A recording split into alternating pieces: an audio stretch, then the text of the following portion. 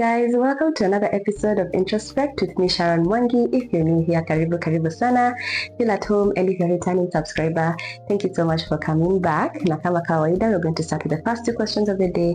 That is, how am I doing and what am I grateful for? Number one, I'm doing good. I've been good. I'm doing okay. I'm feeling excited. I'm feeling, energetic. I'm feeling optimistic. I'm feeling good. And what am I grateful for? This is what I'm grateful for. This is the star of the show today. So I've been using a wired mic and ilikuwa inanisumbua sana, ilikuwa ina restrict my movement sana, and I really wanted to get one of these like wireless mics, and I'm loving it. And let me tell you, I both thank God for good friends, because I want to give a shout out to one of my friends. His name is Carlos. He really believes in this dream and in my content creation journey, and he's the one who sponsored this. He's the one who got me this, and I am very grateful. I am very grateful. And I didn't get just one. I got two of them. Like, it's something so small, but to me it's so big, and I'm really thankful. I'm very grateful for that. So we're going to get straight into today's discussion, into today's topic. And from last week's video, I mentioned that the month of June, we're going to be looking at something we call cognitive distortions, or in other words, fallacies.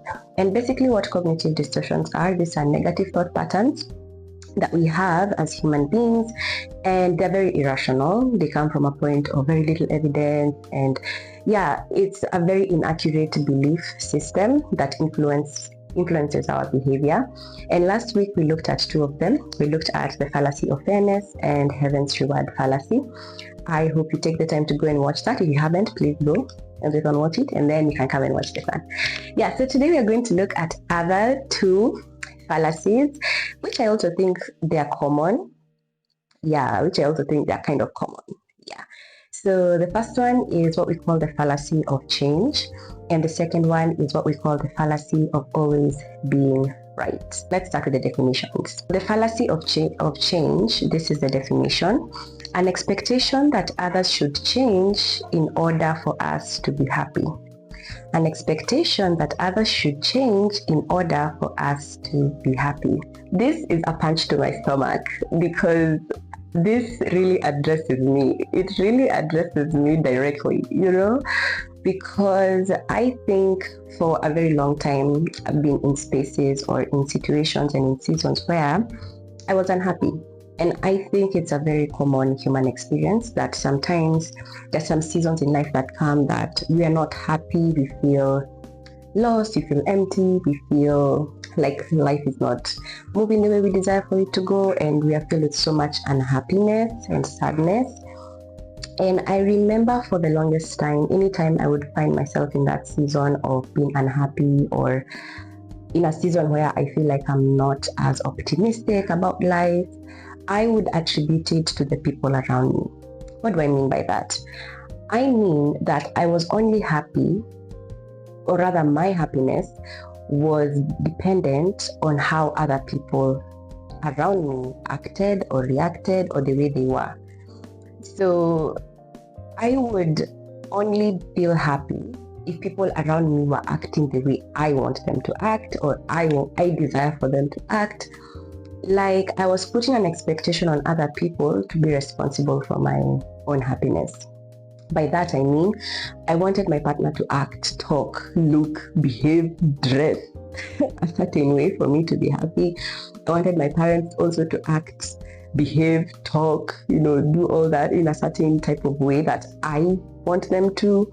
And anytime I would find myself I'm unhappy, I'd say, oh, it's because of you, it's because my partner doesn't do this, it's because my parents don't do this, it's because my friends never say this, it's because my siblings don't do this, it's because my boss doesn't do this, it's because, like, I would blame my unhappiness on how other people behaved or how other people chose to live their life.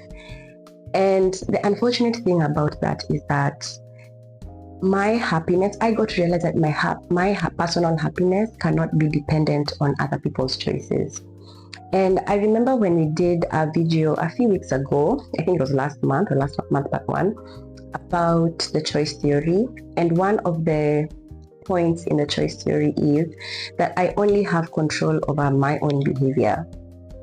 And I realized that my happiness came from being able to see other people behave the way I desire them to behave. And it wasn't even on like at big moral issues. It could be on small things, like probably my partner just used to like to wear shorts. And for me, I'm like, Mr. Uko wear short. It doesn't make me happy, and it's low-key kind of very controlling. I think that's like low-key kind of very controlling. And I had to get out of that space of always putting my happiness, putting the pressure on other people to act a certain way so that I can be happy. And I had to realize that happiness comes from within.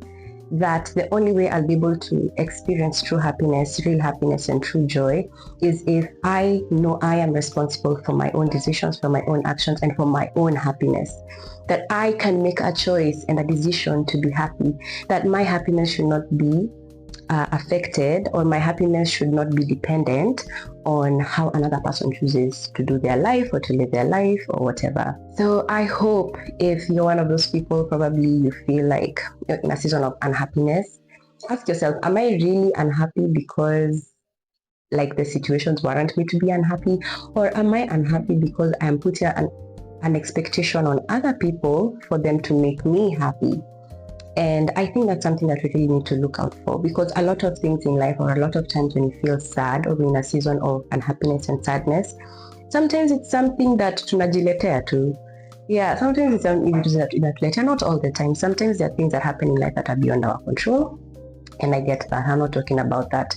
I'm talking about the times and the situations where you look at others from a point of, you are responsible for my happiness. Like, you are responsible for my happiness. You need to make me happy, Yeah. So the next one is the fallacy of always being right. And the definition for that is a need to be right about circumstances or people all the time.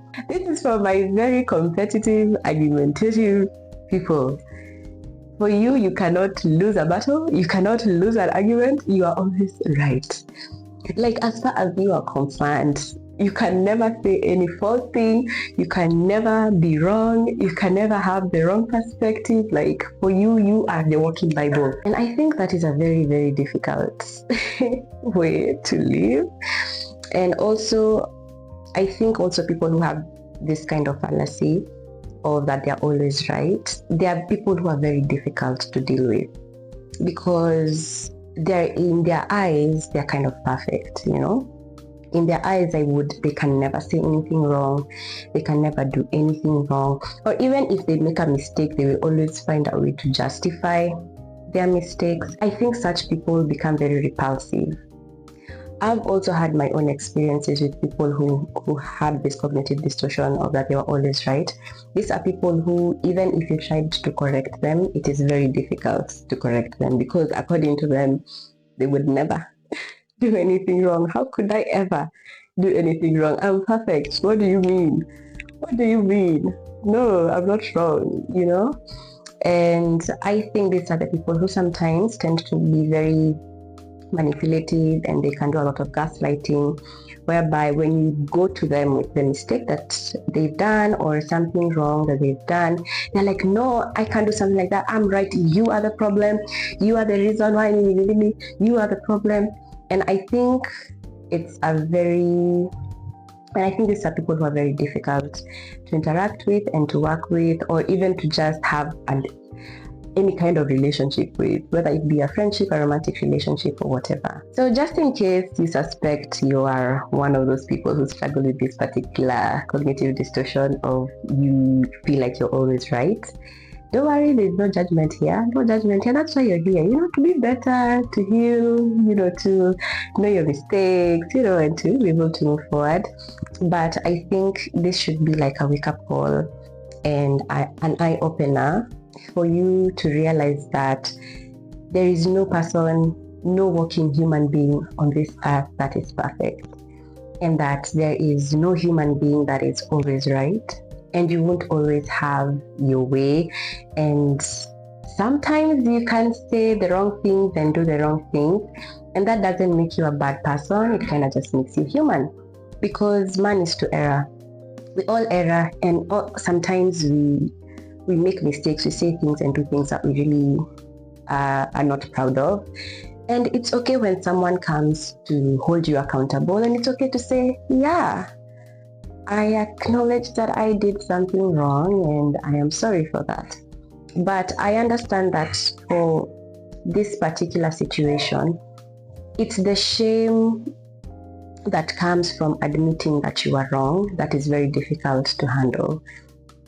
Because I think once you have really stood your ground on something, like you really believe in something, and then someone proves you wrong, or you realize that what you've done was a mistake, there's a level of shame you feel and a level of embarrassment that you feel. And I think that shouldn't be something to stop you from actually acknowledging when you do something wrong. Because we also talked about the negative emotions that we experience, that your mistakes don't make up your identity. Like your mistakes don't have to make up your identity. When you do something wrong, when you acknowledge you've done something wrong, you don't have to make that your identity. You just take it as a lesson and you move forward with life. So I hope with those two, this week you're gonna take some time to really introspect within yourself and see whether you struggle with either of these cognitive distortions. The introspection question for the day is, which of these two cognitive distortions that we've talked about today are you kind of struggling with, or do you find yourself battling with, and how can you be able to move forward and to deal with it? Yeah, I hope you've enjoyed today's video, and I hope you give this video a thumbs up. Please comment down below, tell me what you think. Also, please share this video, and if you have not subscribed, please subscribe. Please subscribe. Yeah, and if you're not following us on our social media platforms, please do. On Instagram, that is introspect_ke, and also on my personal platform, that is mwangi.sharon. And with that, I think we can come to the end of today's video. So, bye!